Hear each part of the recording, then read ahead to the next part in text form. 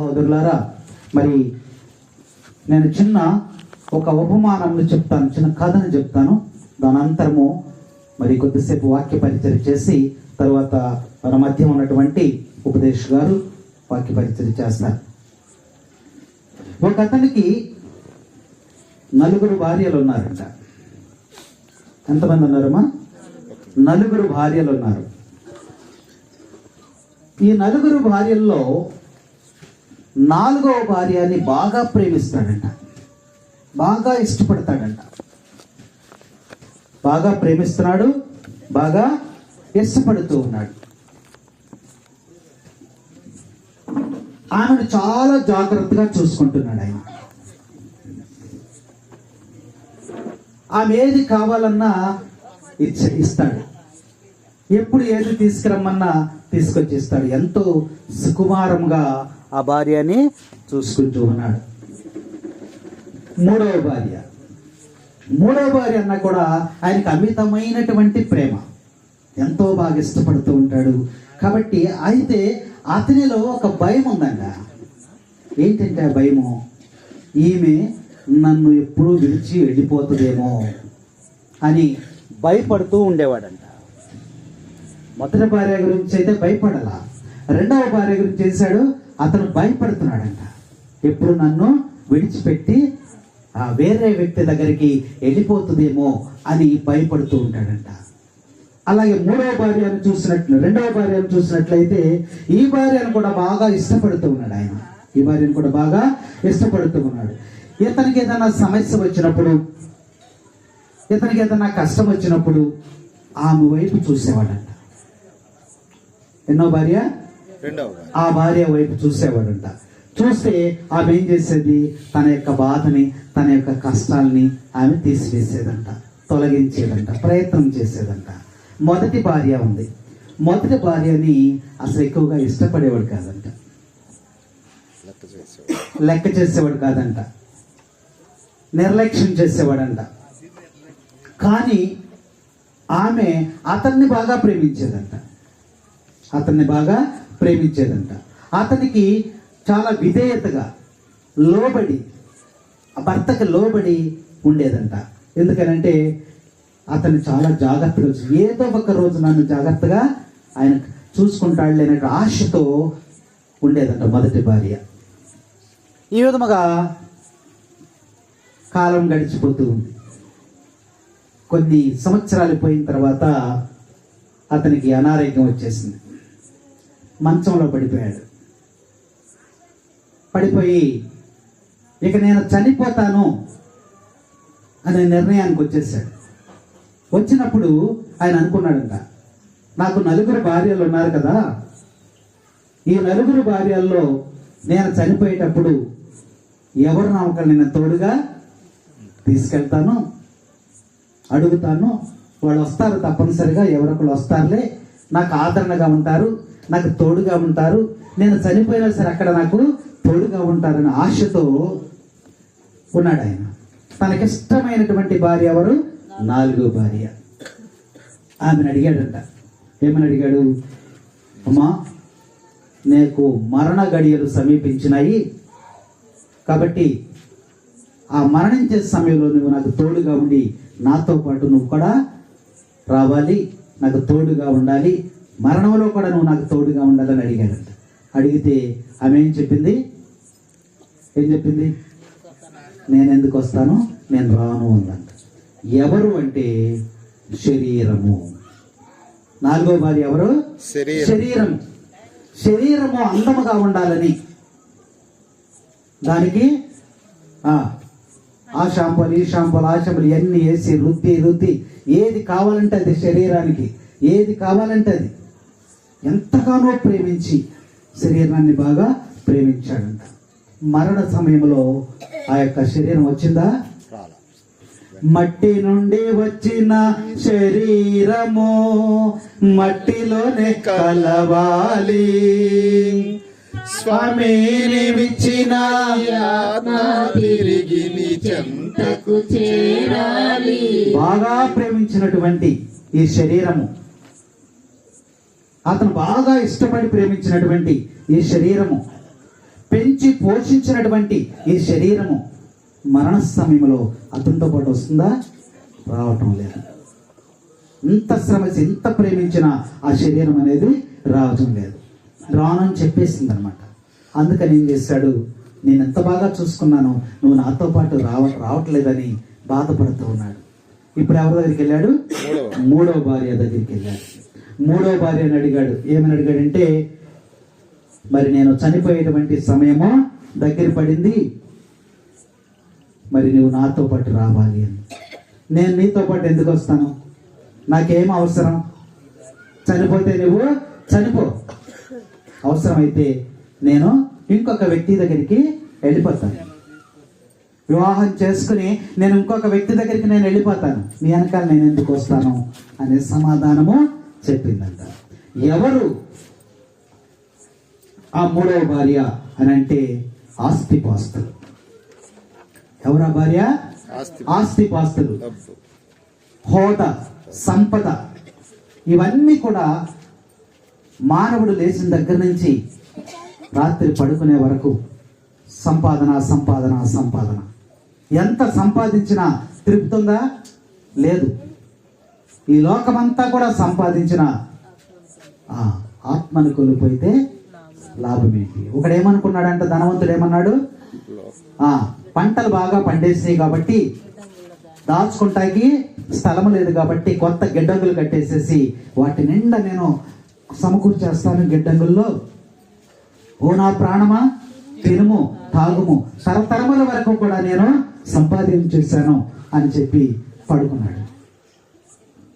ఆ నిద్రలో దేవుడేమన్నాడు, ఓ వెర్రివాడా, ఈ రాత్రికి నీ ప్రాణాలు తీసుకుంటే నువ్వు సంపాదించినది ఏమవుతుంది అని చెప్పి ప్రభు హెచ్చరిక చేస్తాడు. ఈ మరణ సమయంలో వీడేం అడుగుతున్నాడు, నాతో పాటు రమ్మని అడిగితే ఆస్తిపాస్తులు ఏమన్నాయమ్మా, నేను వెంట రావడానికి అవకాశం లేదు, నేను వేరే వాళ్ళ దగ్గరికి వెళ్ళిపోతుంది. చనిపోయిన తర్వాత ఆస్తి ఏమైపోద్ది, తన పేరున్న ఆస్తి అంతా కూడా వేరే వాళ్ళు తీసుకుంటారన్నారు.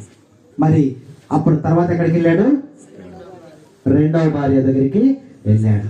రెండవ భార్యను అడిగాడు, అమ్మా నేను మరణ గడియల్లో ఉన్నాను, మరి మరణ సమయంలో నువ్వు నాకు తోడుగా రావాలి అని అడిగితే ఆ రెండవ భార్య ఏమంది, నేను జీవించి ఉన్నప్పుడే నీకే సహాయమైన నేను చేస్తాను, కానీ మరణించిన తర్వాత నేను నీతో పాటు రాలేను. మహానువు ప్రాధాయపడుతున్నావు కాబట్టి నేను ఎక్కడి వరకు వస్తానంటే సమాధి వరకు మాత్రమే, శ్మశానం వరకు మాత్రమే వస్తాను, అంతకుమించి నేను ముందుకు రాలేను అన్నంట. ఎవరు ఈ రెండవ భార్య అంటే కుటుంబము, స్నేహితులు, బంధువులు. ఎక్కడి వరకు వస్తారు? సమాధి వరకే వస్తారు. అప్పుడు చాలా బాధపడుతున్నాడు ఇతను, చాలా బాధపడుతున్నారు. అయ్యో నేను వీటన్నిటి కూడా పెంచి పోషించానే, ఇష్టపడ్డానే, జీవించినంత కాలం కూడా నేను వీటితోనే ఉన్నానే, ఎవరో కూడా నాకు తోడుగా రావటం లేదని అతను బాధపడుతూ ఉన్నాడు. ఇప్పుడు లాస్ట్గా మిగిలింది ఎవరు? మొదటి భార్య. ఇక్కడికి వచ్చాడు. ఈ విధంగా బాధపడుతూ ఉండగా ఒక స్వరం వినపడిందంట ఆయనకి. ఒక స్వరం వినపడి, అయ్యా నువ్వు బాధపడవలసిన అవసరం లేదు, నేను నీకు తోడుగా ఉంటాను, నీతో పాటు నేను వస్తాను అని చెప్పి మెల్లని స్వరము ఒకటి వినపడిందంట. ఎవరాని చూస్తే ఎవరు? మొదటి భార్య. ఈ మొదటి భార్య మెల్లని స్వరము వినపడింది. ఎందుకనంటే మెల్లని స్వరం ఎందుకుంది? మెల్లని స్వరము, నెమ్మదిగా స్వరం వచ్చిందంట. అంటే ఈమె పరిస్థితి ఎలా ఉందంటే, ఇతన్ని పట్టించుకున్నాడా? పట్టించుకోలేదు. ఆమెని పోషణ చేశాడా? చేయలేదు. ఆమె తగినటువంటి వస్తువులు కల్పించాడా? కల్పించలేదు. ఎవరు అంటే ఆమె ఆత్మ. ఆత్మకు సంబంధించి అతనేమీ కూడా పట్టించుకోలేదు. అందుకనే ఆహారం లేనోడు ఏమైపోతాడు? నీరసించిపోతాడు. కాబట్టి ఈ ఆత్మ రావాలి ఉన్నప్పటికీ, సహకరించాలని ఉన్నప్పటికీ కూడా ఏమైంది? బలహీనమైపోవటం వలన ఆ యొక్క ఆత్మ రాలేకపోయింది. అప్పుడు అనుకున్నాడు, ఈమె నేను ప్రేమిస్తే ఎంత బాగుండేది, నేను ఆమెకు సహకరిస్తే ఎంత బాగుండేది, ఆమె చెప్పినట్లు నడుచుకుంటే ఎంత బాగుండేది, నేను తనకి కావలసిన అవసరాలను కూడా తీర్చుంటే ఎంత బాగుండేది, అన్నప్పుడు తను బాధపడుతూ మరణించాడంట. ప్రియ సహోదరి సహోదరుల, కాబట్టి ఈ యొక్క చిన్న ఉపమానము మనకు తెలియజేసేది ఏంటంటే, అన్ని విషయాలను జాగ్రత్తగా చూసుకున్నప్పటికీ ఆత్మను నిర్లక్ష్యం చేసినప్పుడు మనము ఎక్కడికి వెళ్తామో నరకానికి తప్పనిసరిగా వెళ్ళిపోతాం.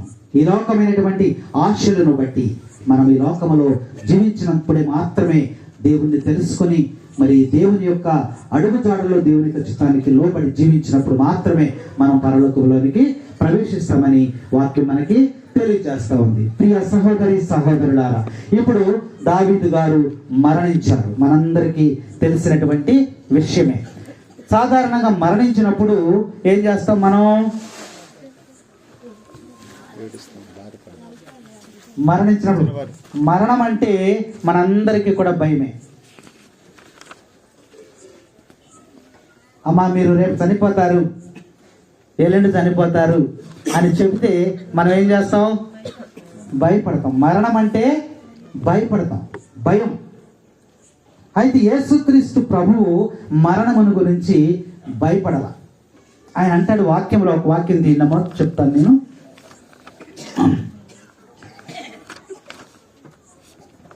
ప్రభువును అక్కడ మన జ్ఞాపకం, 1 కొరింథీయులకు రాసిన లేఖ 15వ అధ్యాయము 55వ వచనం. ఓ మృత్యువా నీ విజయము ఎక్కడ? ఓ మృత్యువా బాధ కలిగింపగల నీ ముళ్ళు ఎక్కడ? మరణపు ముళ్ళు పాపము, పాపముకున్న బలము ధర్మశాస్త్రమే. ఇక్కడ వాక్యంలో మనం చూసినట్లయితే యేసుక్రీస్తు ప్రభువు మరణమును గురించి భయపడలేదు. ఎందుకు భయపడలేదు అని అంటే, పునరుత్థానం ఉన్నదని ఆయనకు తెలుసు. మరలా చనిపోయినటువంటి వారు తిరిగి లేస్తారు, పునరుత్థానం ఉన్నదనేటువంటి ఆ యొక్క నమ్మకముతో, విశ్వాసముతో ప్రభు భయపడలేదు.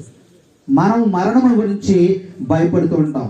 మరణమును గురించి, మరి నిజమైనటువంటి శాశ్వతమైనటువంటి జీవితము ఒకటి ఉన్నది అనేటువంటి విశ్వాసములో మనం జీవించినప్పుడు మరణమును గురించి మనం భయపడవలసిన అవసరం లేదని ప్రభువు ఈరోజు దావీదు గారి మరణం ద్వారా దేవుడు మనకి తెలియజేస్తూ ఉన్నాడు. ఎందుకంటే ఒక తల్లి గర్భములో ఉన్నటువంటి శిశువు, తల్లి గర్భములో ఉన్నటువంటి శిశువు ఏమనుకుంటుంది అంటే, ఇదే ప్రపంచం. ఏమనుకుంటుంది ఆ శిశువు? ఇదే ప్రపంచం, నేను ఈ ప్రపంచంలోనే జీవిస్తున్నాను అని ఆ శిశువు అనుకుంటుంది. ఆ శిశువు బయటగా ఒక ప్రపంచం ఉంది, నేను అక్కడికి వెళ్ళిన తర్వాత ఈ ప్రపంచంలో నేను జీవించాలి అనేటువంటి ఆలోచన ఆ శిశువుకి లేదు. బావిలో కప్పలాగా ఈ గర్భములోనే ఆ శిశువు ఉంటుంది. శిశువు జన్మించిన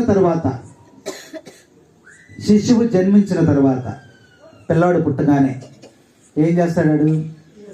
ఏడుస్తాడు. ఏడవపోతే ఏం చేస్తారు? గిల్లో కొట్టువాడిని ఏడిపిస్తారు. పుట్టగానే వాడు ఈ ప్రపంచంలోనికి రాగానే ఏడుస్తున్నాడు.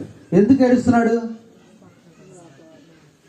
ఇప్పుడు వరకు ఉన్నటువంటి వాతావరణం, తల్లి గర్భంలో ఉన్నటువంటి వాతావరణం అలవాటు పడిపోయి ఉన్నాడు.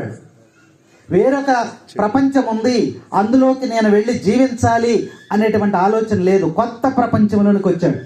ఇక్కడ ఒక జీవితం ఉందని వాడికి తెలియదు. వచ్చిన వెంటనే ఈ జీవితానికి అలవాటు పడలేక వెంటనే ఏడుస్తున్నాడు.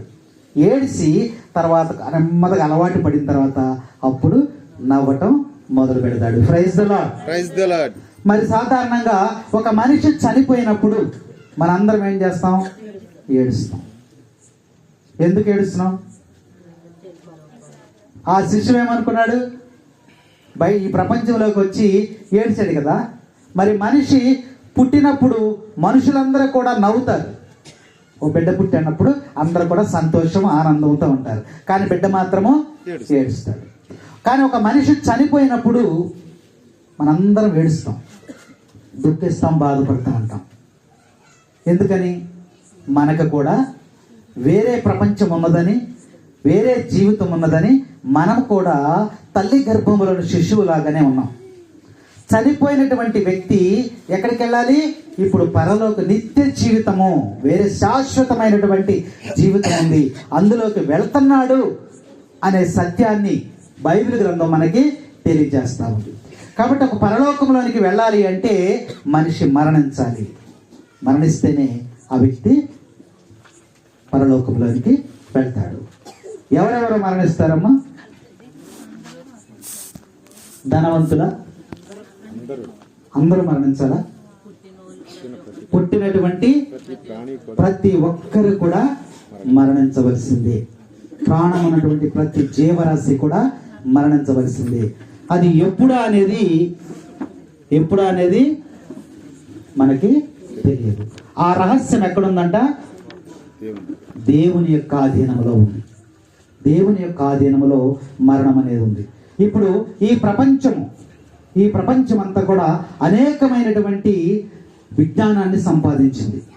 అన్ని శాస్త్రాల్లో కూడా ప్రావీణ్యం సంపాదించింది.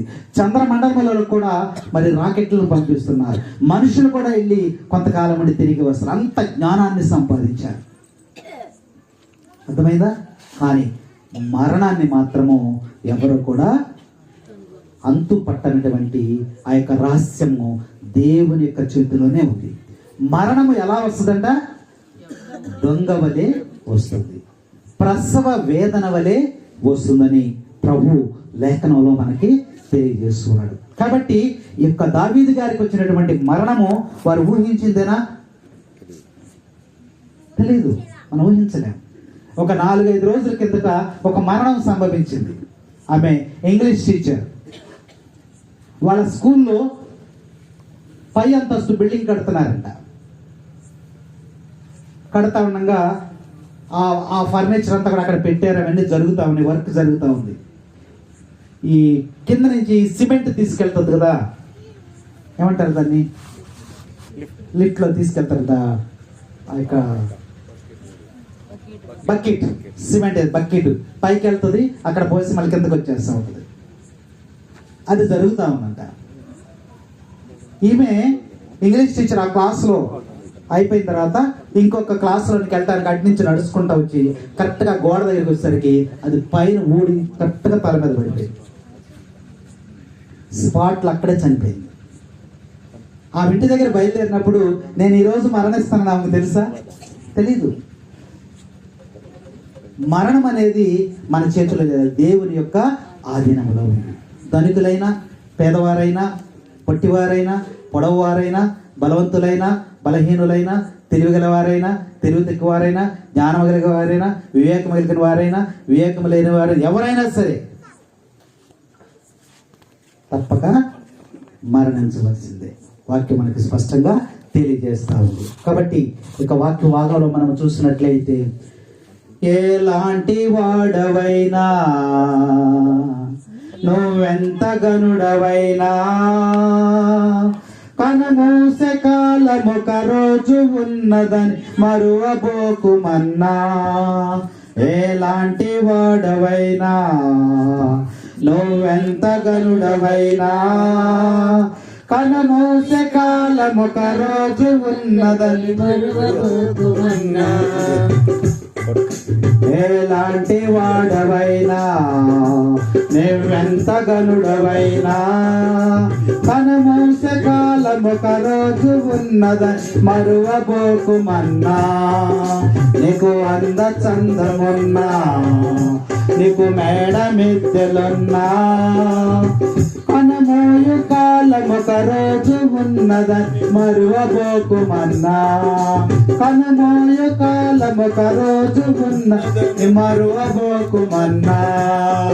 ఎలాంటి వాడవైనా, నీవెంత గనుడవైనా, కనుమూసే కాలం ఒక రోజు ఉన్నదని మరువబోకుమన్నా. నీకు ఆస్తి పాస్తులున్నా, నీకు బంధు బలం బలగమున్నా, నీకు ఆస్తి పాస్తులున్నా, నీకు బంధు బలగమున్నా, కనుమూసి కాలము ఒక రోజు ఉన్నదని మరువబోకుమన్నా, కనుమూసి కాలము ఒక రోజు ఉన్నదని మరువబోకుమన్నా.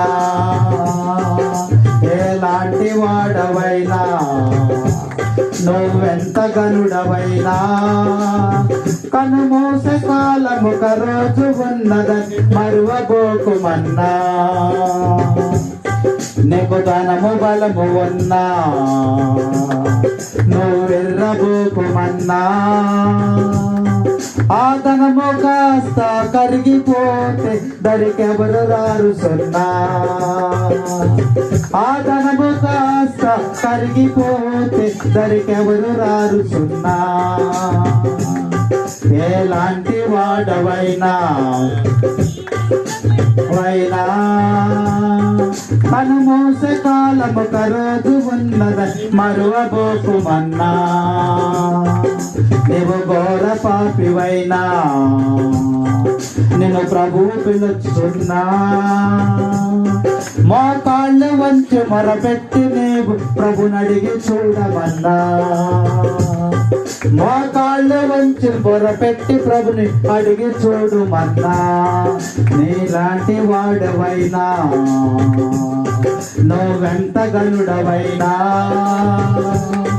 కనుమూసే కాలము ఒక రోజు ఉన్నదని మరువబోకుమన్నా. Praise the Lord, praise the Lord. తండ్రి వందనం, తండ్రి స్తోత్రం, యేసువా వందనం, యేసువా స్తోత్రం. Praise the Lord, praise the Lord, praise the Lord. ప్రభునందు ప్రియ సహోదరి సహోదరులారా, ఈరోజు మరి దావీదు గారి యొక్క మరణమును మనం జ్ఞాపకం చేసుకుంటూ మరి బైబిల్ వాక్యాన్ని మనం ధ్యానిస్తూ ఉండగా మరి దావీదు గారు మరణించారు అని మనము అనుకుంటూ ఉన్నాం. కానీ బైబిల్ గ్రంథం ఏం చెప్తుందంటే దావీదు గారు నాటబడ్డారు. ఏం జరిగింది? నాటబడ్డారని గ్రంథం మనకి లేఖనం మనకి తెలియజేస్తా ఉంది. ఎందుకనంటే 1 కొరింథీయులకు రాసిన లేఖ ఒకసారి జ్ఞాపకం చేసుకోండి. 1 కొరింథీయులకు రాసిన లేఖ 15వ అధ్యాయము 42వ వచనం ఒకసారి చూడము. మృతులు పునర్జీవితులు చేయబడినప్పుడు ఇట్లుండును. శరీరము క్షయమైనది, విత్తబడి అక్షయమైనది లేపబడును. అది గౌరవం లేనిదిగా విత్తబడి వైభవం గలదిగా లేపబడును. Praise the Lord, praise the Lord. విత్తబడి లేపబడును. తర్వాత చదువు. అది బలహీనమైనది, విత్తబడి బలముగా, బలహీనముగా విత్తబడి బలముగా లేపబడుతుందంట. ఇంకా భౌతికముగా విత్తబడి ఆధ్యాత్మిక శరీరముగా అది లేపబడును. Praise the Lord, praise the Lord. దావీదు గారు మరణించారా? దావీదు గారు మరణించారా? లేదు. ఆయన నాటబడ్డాడు. ఆయన నాటబడ్డాడు. మనం ఇందాక ఒక పాటను పాడుకున్నాం కదా. ఏం పాట పాడుకున్నాం? కాదు, ముందు ఫస్ట్ మొదట్లో మట్టి నుండి వచ్చిన శరీరము మట్టిలోనే కలవాలి, స్వామిని విచ్చిన ఆత్మ తిరిగి సన్నిధి చేరాలి, స్వామిని విచ్చిన ఆత్మ తిరిగి సన్నిధి చేరాలి. ఆత్మ ఎక్కడికి వెళ్ళాలి? దేవుని సన్నిధి. ఎవరిచ్చారు ఆత్మ? దేవుడు. దేవుడు ఇచ్చారు. ఆయన ఇచ్చిన ఆత్మ ఎక్కడికి వెళ్ళాలి? ఆయన దగ్గర. శరీరం ఎవరిచ్చారు? దేవుడు. కాబట్టి తల్లిదండ్రుల నుంచి వచ్చింది. మట్టి నుండి వచ్చిన శరీరం అంటే తల్లిదండ్రులకు వచ్చి, తల్లిదండ్రుల నుంచి బిడ్డలకు వస్తూ ఉంటుంది. కాబట్టి ఒక బిడ్డ మనం చూసినప్పుడు ఆ బిడ్డను చూసి మనం అంటాం, ఈయన దావీదు గారు వాళ్ళ అబ్బాయి లాగా ఉన్నాడే అంటాం. అంటే ఎవరి పోలికలు ఉన్నాయి అక్కడ? ఆ శరీరం యొక్క పోలికలు ఎవరి? వాళ్ళ తండ్రి. కాబట్టి తండ్రి నుంచి, తల్లి నుంచి బిడ్డలకు ఆ యొక్క శరీరం అనేది లభిస్తూ ఉంటుంది. కానీ అందులో ఉన్నటువంటి ఆత్మ దీపం అనేది ఎవరిచ్చారు? దేవుడు ప్రసాదించాడు. కాబట్టి ఈ రెండు కూడా వేరు చేయబడేది ఎప్పుడు అంటే మరణము ద్వారా వేరు చేయబడుతుంది. కాబట్టి మరణము అంటే అర్థం ఏంటి? శరీరము ఆత్మ వేరు చేయబడుటే మరణము. కాబట్టి మరణించడం ద్వారా శరీరము ఆత్మ వేరు చేయబడుతుంది. వేరు చేయబడి శరీరము ఎక్కడి నుంచి వచ్చిందో అక్కడికి వెళ్ళిపోతుంది. ఆత్మ దేవుని దగ్గరికి వెళ్ళిపోతుంది. అయితే ఈ ఆత్మ దేవుని దగ్గరికి వెళుతుందా, వెళ్ళట్లేదా? అది దేని మీద నిర్ణయించబడి ఉంది అంటే అది నీ జీవించినటువంటి జీవిత కాలం మీద ఉంది. మన జీవితం చాలా స్వల్పమైనది. ఈ లోకంలో మనదొక పాత్ర, ఒక యాక్టర్. మనం ఒక డ్రామా వేస్తున్నప్పుడు ఆ డ్రామాలో అనేకమైన పాత్రలు ఉంటాయి. హీరో, హీరోయిన్, హాస్య నటుడు, ఇంకా రకరకాల విలను, ఇలా పాత్రలు ఉంటాయి. వాళ్ళు వచ్చి కొద్దిసేపు ఆ పాత్రను చేసి వెళ్ళిపోతారు. మనము కూడా ఈ లోకంలో జన్మించిన తర్వాత మనము కూడా ఆ పాత్రను పోషిస్తూ ఉన్నాం. ఇది శాశ్వతమైనటువంటిది కాదు. ఆ పాత్రను పోషించి ఆ పాత్ర అవగానే మనము వెళ్ళిపోవాలి. కాబట్టి దావీదు గారు ఒక తండ్రి పాత్రను పోషించాడు. ఒక తండ్రి పాత్రను పోషించాడు. తన పాత్రను నిర్వర్తించి ఆ పాత్రను ముగించుకొని, తన సేవలు ముగించుకొని ఆయన దేవుని సన్నిధిలోనికి వెళ్ళాడని మనం విశ్వసిస్తూ ఉన్నాం.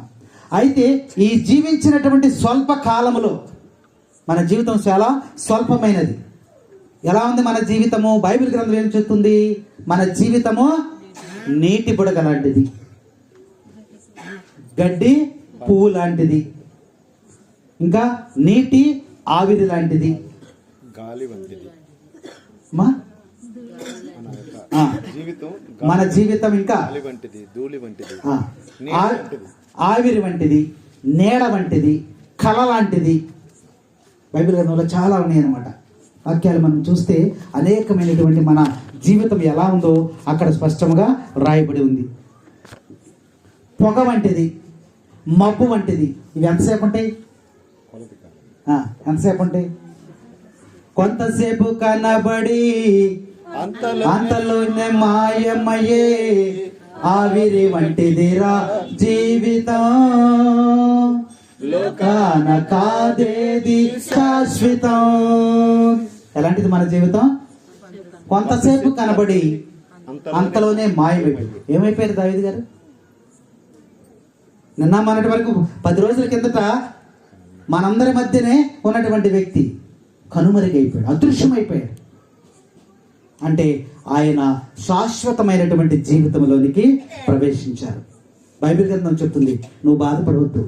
మరియ మార్తలు తన సహోదరుడు చనిపోయినప్పుడు యేసు ప్రభు వచ్చాడు. యేసు ప్రభు వచ్చి ఏమన్నాడు? యేసు ప్రభుని చూడగానే ఇంకా ఏడుస్తూ ఉన్నారు, ఇంకా బాధపడుతూ ఉన్నారు. అప్పుడు యేసు ప్రభు ఒక మాట అన్నాడు, అమ్మా లాజర్ని ఎక్కడ సమాధి చేశారు అన్నాడు. చాలా నెమ్మదిగా, చాలా ప్రశాంతంగా. ఎందుకంటే ఆయనకు తెలుసు కాబట్టి అడిగాడు. అడిగితే వీళ్ళు దుఃఖములో ఉండి, అయ్యా ఈ 3 రోజుల కిందట నువ్వు వచ్చినట్టయితే నా సహోదరుడు బతికేవాడు, చనిపోయేవాడు కాదు. నువ్వు రాలేదు, సమాధి చేసేసాము, ఇప్పుడు వెళ్ళటం కూడా అనవసరమయ్యా అన్నాడు. అప్పుడు యేసుప్రభు ఏమన్నాడమ్మా? దేవుని యొక్క మహిమ ఏమిటో నువ్వు చూస్తావు. ఎక్కడ సమాధి చేశారు? ఎందుకంటే ఆయనకు పునరుద్ధానం ఉన్నదని ఆయనకు తెలుసు. అలాంటి విశ్వాసంతో మనము జీవించాలి. రాకడ సమయంలో యేసయ్య మేఘరూఢై వచ్చినప్పుడు మొట్టమొదటిగా ప్రభువుని వెంబడించేది ఎవరు? సమాధులలో ఉన్నవారు, సమాధులు తెరవబడతాయి. సమాధుల్లో ఉన్న వ్యక్తులు తిరిగి లేచి ప్రభువుని వెంబడిస్తారు. Praise the Lord, praise the Lord. కాబట్టి ఇలాంటి నిత్య సత్యాలు దావీదు గారి యొక్క మరణం అనేది మనల్ని ఈరోజు జ్ఞాపకం చేస్తూ ఉన్నాయి. కాబట్టి ఈరోజు దావీదు గారు మరణించారనేటువంటి బాధ కన్నా అన్నయ్య లేదా నాన్న నిత్య జీవితంలోకి ప్రవేశించాడు అనే సంతోషంతో మనము జీవించాలని కుటుంబ సభ్యులకు దేవుని వాక్కు ద్వారా ప్రభువు మాట్లాడుతూ ఉన్నాడు. ఆయన విడిచి వెళ్ళినటువంటి జ్ఞాపకాలతో మనం సంతోషముగా, ఆనందముగా ఆయన ఆత్మ కోసము మరి ఎప్పుడు కూడా కుటుంబ ప్రార్థనలో, వ్యక్తిగత ప్రార్థనలో ఆయన్ను జ్ఞాపకం చేసుకుంటానని మరి యొక్క లేఖనాలు మనకి తెలియజేస్తూ ఉన్నాయి. కాబట్టి విత్తబడటం అంటే ఆ శరీరాన్ని భూమిలో పాతిపెట్టాం. ఒక కొత్త మొక్క కావాలి అంటే ఏం చేయాలి? మనం విత్తనాన్ని తీసుకెళ్ళి భూమిలో పెట్టాలి. భూమిలో పెడితేనే అది అవన్నీ ఛేదించుకుని ఒక నూతనమైనటువంటి మొక్కగా, మొలకగా వస్తుంది. కొత్త జన్మ. దావీదు గారికి రేపు భవిష్యత్తులో ఏంటంటే కొత్త జన్మ. విత్తనము నాటబడింది. ఇప్పుడు బలహీనముగా ఉన్నటువంటి ఆ యొక్క విత్తనము భూమిలో నాటబడ్డప్పుడు ఇప్పుడు ఇది నూతనమైనటువంటి మొలకగా ఆయన ఉద్భవిస్తాడనేటువంటి సత్యాన్ని బైబిల్ గ్రంథం మనకి తెలియజేస్తూ ఉంది. తరువాత బలహీనమైన విత్తనముగా నాటబడి, బలహీనము, ప్రాణము లేదు, జీవము లేదు, ఆయన సజీవముగా లేడు. మనం ఎక్కడేస్తే అక్కడే ఉంటాడు. అంటే బలహీనమైనటువంటి శరీరము నాటబడింది, భూమిలో నాటబడింది. బలహీనమైనటువంటి ఆ యొక్క విత్తనముగా ఆయన నాటబడినప్పుడు ఆయన లేచేటప్పుడు ఎలా ఉంటుందంటే అది బలము కలిగినదిగా, ఆయన మహాసైన్యములాగా బలము కలిగినటువంటి వ్యక్తిగా, జీవము కలిగి ఆయన లేస్తాడు. దీనికి సూచన ఏమిటి అంటే హెజ్కేలు గ్రంథము 47వ అధ్యాయములో దేవుడు మనకు అక్కడ ఒక సాదృశ్యాన్ని మనకు తెలియజేస్తూ ఉన్నాడు. హెజ్కేలు అంటాడు, హెజ్కేలు వాళ్ళ లోయ దగ్గరికి వెళ్ళమన్నాడు. హెజ్కేలు లోయ దగ్గరికి వెళ్ళాడు. వెళ్తే వంగి చూడు అన్నాడు. ఆత్మచేత ప్రేరేపించబడి తీసుకెళ్లి ఆ లోయలో దింపేశాడు హెజ్కేల్ని. ఆత్మపూరితంగా వెళ్ళిపోయి దిగిపోయిన తర్వాత అక్కడ హెజ్కేలు ఏముంది అక్కడ అని అడుగుతాడు దేవుడు. అడిగినప్పుడు ఏముందయ్యా? చుట్టూ కూడా ఎముకలు ఉన్నాయి అన్నాడు. ఎండిపోయినటువంటి ఎముకలు, జీవము లేదు. ఈరోజు దావీదు గారు భూమిలో విత్తబడ్డాడంటే బలహీనముగా విత్తబడ్డాడు, జీవము లేదు, బలహీనమైంది. కాబట్టి ఈ ఎండిన ఎముకలకు ఏం చేయమన్నాడమ్మా? దేవుని యొక్క వాక్కు చేత ప్రాణం పోయినన్నాడు. అయా, ప్రాణం పోయటానికి నేను అంతటి వాడను అని హెజ్కేలు అడుగుతాడు. అక్కడ ఆ అధ్యాయం అంతా కూడా అదే. అడిగినప్పుడు ఆయన అంటాడు, నా పేరట నీవు అక్కడ ప్రవచించు అంటాడు. అప్పుడు హెజ్కేలు ప్రవచిస్తాడు, దేవుని పేరట ఈ ఎముకలు జీవము కలుగును గాక అంటాడు. వెంటనే ఎముకలన్నీ కూడా ఒకదానికి సెట్ అయిపోయి నిలబడిపోయిన అస్థి పంజరంలాగా. ఎవరి ఎముక వారికే. అనేకమైన ఎముకలు అక్కడ ఉన్నప్పటికీ కూడా మరి ఎవరి ఎముక వారికి చిటపట చిటపట శబ్దంతో ఒక్కసారిగా అట అస్థి పంజరాలు నిలబడిపోయాయి. అయ్యా, ప్రవచనము పలికాను, మరివి శరీరాన్ని కలిగి ఉంటాయా? అయ్యా, నాకు తెలియదయ్యా నీ చిత్తం అంటే. నీ దేవుని నా నామము పేరట వీటికి శరీరము కలుగునుగాక, దేహము కలుగునుగాక అని ప్రవచించమంటాడు. హెజ్కేలు వెంటనే నా దేవుని పేరట ఈ యొక్క అస్థి పంజరాలకు శరీరము కలుగునుగాక అంటాడు. వెంటనే అస్థి పంజరాలకి శరీరాలు వచ్చేసినాయి. మళ్ళా దేవుడు అంటాడు ఆయన హెజ్కేలుతో, ఇవి ప్రాణము జీవము పోయగలవా అంటాడు. అయ్యా, నాకేమి తెలుసు, నాకు తెలియదు కదా అంటే అప్పుడు ప్రవచనం పలకమంటాడు. హెజ్కేలు ప్రవక్త మరలా ఈ యొక్క శరీరాలు జీవము కలుగునుగాక అంటాడు. వెంటనే వాళ్ళందరూ కూడా మహాసైన్యముగా తయారైపోయి వెంటనే లేచి బయటకు వచ్చారు. కాబట్టి బలహీనముగా విత్తబడినటువంటి యొక్క దావీదు గారు బలము కలిగినటువంటి వ్యక్తిగా తన యొక్క పునరుద్ధానములో మరలా తిరిగి లేస్తాడని లేఖనాలు మనకి తెలియజేస్తూ ఉన్నాయి. మరి ఇంకా చూసినట్లయితే భౌతికముగా నాటబడినటువంటి ఆ యొక్క విత్తనం అంటే దావీదు గారు భౌతికముగా శరీరం అనేది ఒకటి ఉంది. ఈ శరీరాన్ని తీసుకెళ్లి భూమిలో నాటబడింది. కాబట్టి ఈ భౌతికమైనటువంటి శరీరము దేవుని రాకడలో ఎలా లేస్తుందంట? ఆధ్యాత్మికమైనటువంటి శరీరముగా మారిపోతుంది. యేసుక్రీస్తు ప్రభు చనిపోయి సమాధిలో పెట్టి పెట్టినప్పుడు ఒక రకంగా ఉన్నాడు, మనకులాగానే మనుష్యుడిగా ఉన్నాడు. 3వ రోజు తిరిగి లేచిన తర్వాత ఆయనకు మహిమ శరీరాన్ని కలిగి ఉన్నాడు. అప్పుడు ఆ యొక్క తోటలో ఉన్నప్పుడు ఆ మరియా గుర్తుపట్టింది ఆయన్ని. ఆయన పక్కనే ఉంది, ఆయన్నే అడుగుతుంది వెళ్ళి, అయ్యా నా యొక్క ప్రభువుని ఎవరో తీసుకెళ్ళిపోయారయ్యా అని గుర్తుపట్టలేకపోయింది. అంటే మహిమ శరీరంతో ఉన్నాడు ఆయన. అప్పుడు మరియా మరియా అని పిలుస్తాడు. ఆ స్వరమును ఆలకించినటువంటి ఆ మరి వెంటనే ప్రభువుని ఆ పాదాల చెత్త పడాలని దగ్గరికి వచ్చినప్పుడు ఆయన వెంటనే అదృశ్యమైపోయాడు, మహిమ శరీరాన్ని పొందుతాడు. ఇప్పుడు దావీదు గారు ఏమంటే భౌతికముగా నాటబడినప్పటికీ కూడా ఆధ్యాత్మికమైన మహిమ శరీరంతో ఆయన తిరిగి లేస్తాడనేటువంటి సత్యాన్ని ఈరోజు బైబిల్ గ్రంథం తెలియజేస్తూ ఉంది. ఇంకా ఆఖరిగా మనం చూసుకున్నట్లయితే వెత్తకుండా ఏది కూడా లేపబడదు. ఒక నూతన జన్మ పొందాలంటే, నిత్య జీవితంలోకి ప్రవేశించాలంటే మరణం అనేది తప్పనిసరిగా ఉంది. ప్రతి మానవుడికి మరణం అనేది ఉంది. కాబట్టి అలాంటి నిత్య జీవితంలోనికి దావీదు గారు ప్రవేశించారని మనము సంతోషపడాలి. ఎందుకనంటే మనము నిత్య జీవితంలోకి వెళ్తామో వెళ్ళమో మనకే తెలియదు. మనం వెళ్ళిన తర్వాత కనబడతారు. చనిపోయినటువంటి నరకములో ఉన్నవారు, పరలోకములో ఉన్నవారు, నరకములో ఉన్నవారు ఒకరికొకరు కనపడతారా కనపడరా? కనపడరా? మనకు తెలియదు. మనం వెళ్ళిన తర్వాత కానీ మనకు అప్పుడు తెలుస్తుంది. అందుకనే ఈ భూలోకములో ఉండగానే దేవుణ్ణి ఆరాధించు, స్తుతించు, ఆత్మను రక్షించుకోమని ప్రభు మనకి ఈ మరణం ద్వారా జ్ఞాపకం చేస్తున్నాడు. ఆఖరి ఒక వచనం చెప్పి ముగిస్తాను. ఉపదేశకుడి గ్రంథం దీనిలో ఒకసారి, ఉపదేశకుడు ప్రసంగి మామూలు అందులో అయితే ప్రసంగిలో ఉంటుంది. మన బైబిల్ చూసినట్లయితే 7:1 చదవండి ఒకసారి. విలువగల సుగంధ తైలము కంటే మంచి పేరు, సుగంధ తైలము సెంట్లు పూసుకునే కన్నా, ఉరుములు మెరుపులతో ఉండే డ్రెస్సుల కన్నా, సెంటు పూసుకొని తిరిగేదానికన్నా ఏం చేయాలంటమ్మా? మంచి పేరు సంపాదించుకున్నట మేలు. పుట్టినరోజు కంటే గిట్టిన రోజు విలువైనది. చనిపోయిన రోజే మంచిదంట.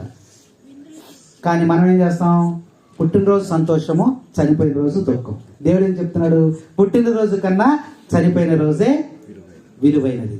సెంటు పూసుకుని తిరగటం కన్నా మంచి పేరు సంపాదించుకుంటా. దావీదు గారికి మరి ఎంత మంచి పేరు ఉందో మీ అందరికీ కూడా తెలుసు. నాకైతే పరిచయం లేదు, కాబట్టి మీ అందరికీ కూడా తెలుసు. కాబట్టి ఏదైనా మనం జీవించినటువంటి కాలంలో మంచి పేరు తెచ్చుకోవటం. మనిషి పుట్టినప్పుడు ఏముండదు? పేరుండదు, ప్రాణం ఉంటుంది. మనిషి పుట్టినప్పుడు ఓ పిల్లాడు పుట్టాడు, ఓ పాప పుట్టింది, ఏముంటుంది? ప్రాణం ఉంటుంది, పేరుండదు. చనిపోయేటప్పుడు ప్రాణం ఉండదు, పేరుంటుంది. అందుకని వాక్యం ఏం చెప్తుంది? మంచి పేరును సంపాదించుకోండి. కొంతమందిని ఆదర్శం తీసుకోవాలి. మనం అనేక సందర్భాల్లో మనం జ్ఞాపకం చేసుకుంటాం. వారు చనిపోయినప్పటికీ కూడా ఇదిగో ఆయన ఉన్నప్పుడు ఇది చేశారు, ఆయన ఉన్నప్పుడు ఇది చేశారు, ఆయన ఉంటే ఎలా చేసేవాడండి, ఆయన ఉంటే ఎలా చేసేవాడండి అని మనం చెప్పుకుంటున్నామంటే ఆయన జీవించిన కాలంలో మంచి పనులు చేశాడు. ఏది కూడా శాశ్వతం అనేది లేదని వాక్యం మనకి బోధిస్తూ ఉంది. కాబట్టి ఈరోజు మనం ప్రత్యేకంగా మరి దావీదు గారి యొక్క మరణాన్ని జ్ఞాపకం చేసుకుంటూ, ఈ మరణం అనేది, దావీదు గారి మరణము మనకి జ్ఞాపకపరిచేది ఏంటంటే, జీవించినటువంటి కాలం మనం ఎవరిని లెక్క చేయం, ఎవరిని గౌరవించం, ఎవరిని ఇంకా పట్టించుకోం. అలాంటప్పుడు నీకు మంచి పేరు ఎలా వస్తుందా? రాదు. దావీదు ధనవంతుడు ముందు ఎవరు కూర్చున్నారు? లాజరు కూర్చున్నాడు. లాజర్ని మనం పట్టించుకున్నాడా? పట్టించుకున్నాడు. ఎప్పుడు పశ్చాత్తాపడుతున్నాడు? చనిపోయిన తర్వాత వాడు నరకంలోకి వెళ్ళాడు, లాజరు ఆ యొక్క నిత్య జీవంలోకి వెళ్ళాడు. ఇప్పుడు వాళ్ళిద్దరు చూసుకుంటున్నారు, అక్కడ కనబడుతున్నారు. నిత్య జీవంలో లాజరు ఎవరు కనబడుతున్నాడు? ధనవంతుడికి కనపడతాడు. ఇప్పుడు అంటున్నాడు, అయ్యో నేను బ్రతికిన కాలము నేను జాగ్రత్తగా బతికినట్టయితే నేను విందులు వినోదాలు విలాసాలతో ఈ లోకమైన ఆశలతో జీవించాను, దేవుని గురించి నేను పట్టించుకోవాలి. ఈరోజు నా పరిస్థితి చూడండి, తాత్కాలికమైనటువంటి జీవితంలో నేను దేవుని నేను పట్టించుకోలేదు, ఇప్పుడు శాశ్వతమైన నరకంలోకి నేను వచ్చేసానని బాధపడుతున్నాడు.